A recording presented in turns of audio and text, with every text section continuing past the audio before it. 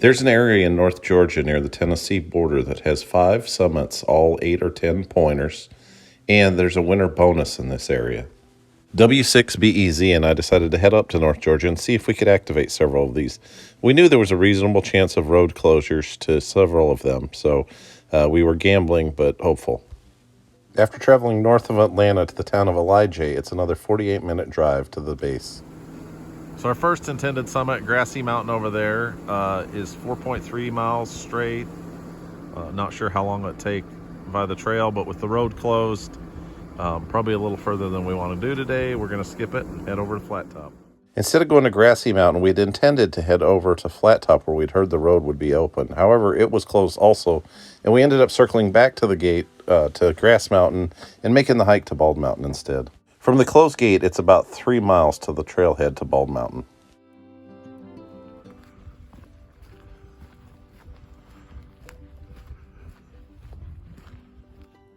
So there is a little bit of snow on the mountain. We saw a little at the summit, and then weirdly this bit attached to the tree. The views along this hike of the mountains in North Georgia were very pretty. Hard to capture on video due to the trees screening the view, but beautiful nonetheless.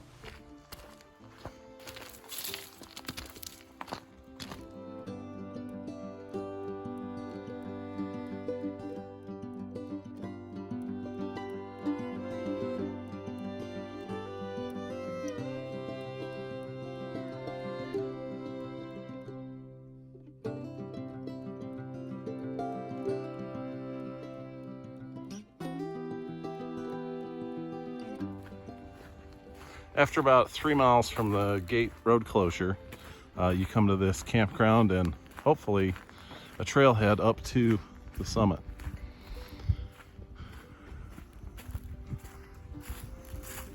Here we go.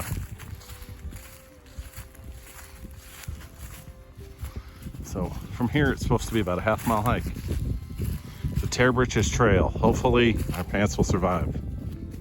There are a lot of bald mountains in the United States, but this is the least bald of the ones I've been to. But we just stepped into the activation zone. We're gonna go ahead and make it all the way to the true summit and get started.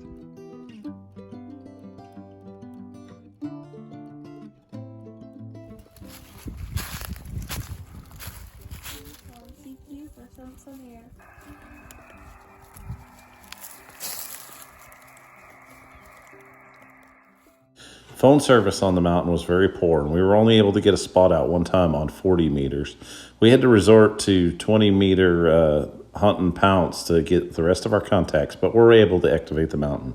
I want to say thanks to all the other radio operators in the area that helped us make this possible, especially the 2-meter crew around there that kept us company throughout the whole activation.